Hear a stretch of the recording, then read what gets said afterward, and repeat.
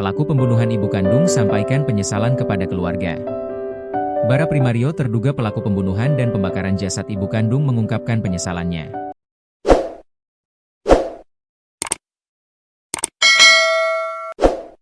Dari keterangan yang diterima tribunlombok.com, sang ayah, Edi Herman, mengaku telah bertemu dengan putranya di rumah tahanan rutan Polda NTB saat dia datang membesuk. Dalam pertemuan tersebut, Bara menunjukkan sikap yang sangat berbeda dari biasanya. "Tadi malam tumben dia minta maaf dan sampai kaki saya dicium," ucap Edi menceritakan momen penyesalan putranya tersebut, Rabu, 28 Januari 2026. Bagi Edi, sikap ini dianggap sangat tidak biasa karena Bara umumnya hanya terdiam saat sedang diajak bicara atau diberi nasihat.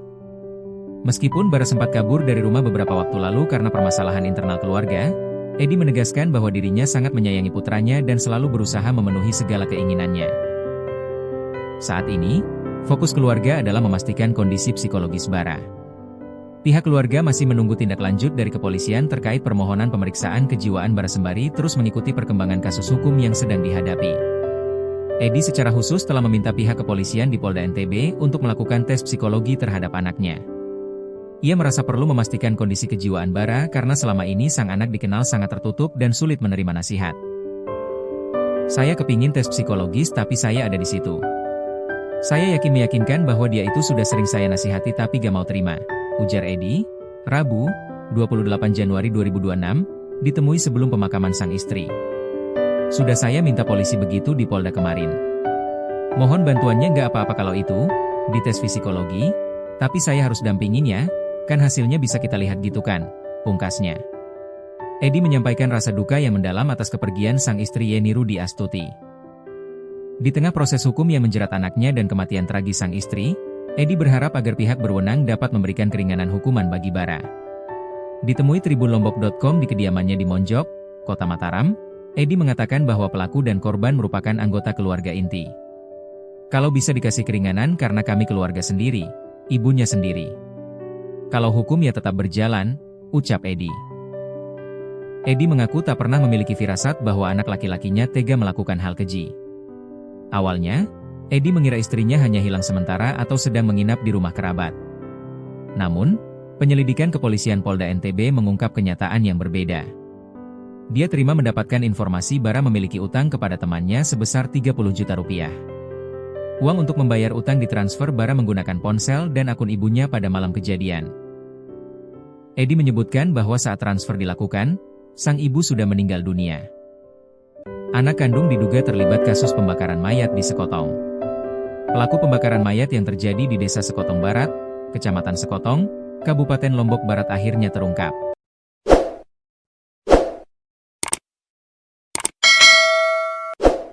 Pelaku tidak lain adalah anak kandung korban inisial BP. Pelaku merupakan warga Kelurahan Monjok Timur, Kota Mataram. Dia ditangkap di rumahnya pada Senin, 26 Januari 2026, malam. Menurut hasil pemeriksaan pelaku, ia diduga membunuh ibu kandungnya YRA di rumahnya. Sebelum dibawa ke wilayah Sekotong, lalu dibakar di pinggir jalan. Direktur Reserse Kriminal Umum, Ditreskrimun, Kombes Pol Arisandi membenarkan terkait penangkapan terduga pelaku tersebut. "Ia sudah kami amankan oleh tim Jatanras," kata Arisandi, Selasa, 26 Januari 2026, malam. Namun terkait dengan motif pembunuhan pihak kepolisian masih mendalami, saat ini penyidik sedang melakukan pemeriksaan intensif terhadap pelaku setelah diamankan. "Kami masih melakukan interogasi terkait dengan apa motifnya," kata Arisandi. Saat dilakukan penangkapan, pelaku sempat mencontohkan bagaimana dia menghabisi nyawa ibunya. Kemudian setelah ibunya tak bernyawa, dia menggendong keluar. Sebelumnya warga Dusun Batu Liong, Desa Sekotong Barat, Kecamatan Sekotong, Kabupaten Lombok Barat digegerkan dengan penemuan mayat dalam kondisi hangus terbakar di pinggir jalan raya, pada Minggu sore, 25 Januari 2026. Para warga terlihat berbondong-bondong menuju lokasi kejadian dan beberapa merekam kejadian tersebut menggunakan ponsel. Kasat Reskrim, AKP Lalu Eka Arya Mardiwinata, mengungkapkan bahwa saat ini pihak kepolisian telah mengambil langkah cepat segera setelah menerima laporan dari masyarakat terkait dugaan peristiwa pembakaran manusia tersebut. Benar bahwa pada hari Minggu sekitar pukul 16.30 WITA, personel kami mendapatkan laporan mengenai penemuan jenazah dengan kondisi luka bakar di pinggir jalan raya Dusun Batu Liong, ucap Eka dalam keterangan tertulis yang diterima, Senin, 26 Januari 2026. Penemuan mayat ini, kata Eka, pertama kali terendus oleh warga sekitar yang sedang melintas di area lahan kosong milik salah seorang penduduk. Lokasi kejadian yang berada di pinggir jalur utama Sekotong ini langsung dipadati warga yang ingin melihat lebih dekat. Sebelum akhirnya pihak kepolisian dari Polsek Sekotong dan Polres Lombok Barat tiba untuk mengamankan tempat kejadian perkara, TKP. Lokasi penemuan mayat terbakar di Sekotong dipastikan lahan pribadi.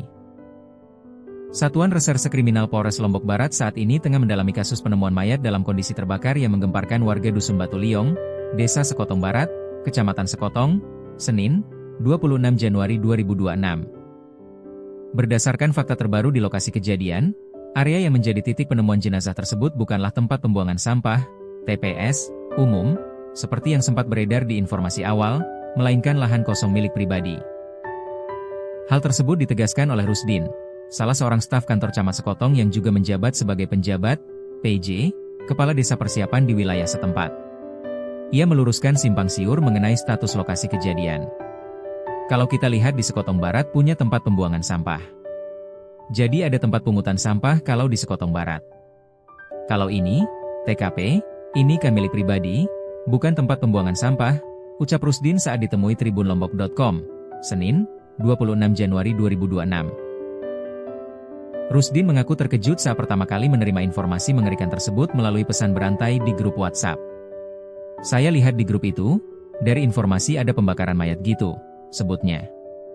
Lebih lanjut, ia menjelaskan bahwa lokasi kejadian sebenarnya berada di jalur jalan raya utama yang tergolong ramai dan sering dilalui oleh kendaraan. Letaknya yang berada di pinggir jalan besar membuat peristiwa ini dengan cepat memicu kerumunan dan kehebohan di tengah masyarakat.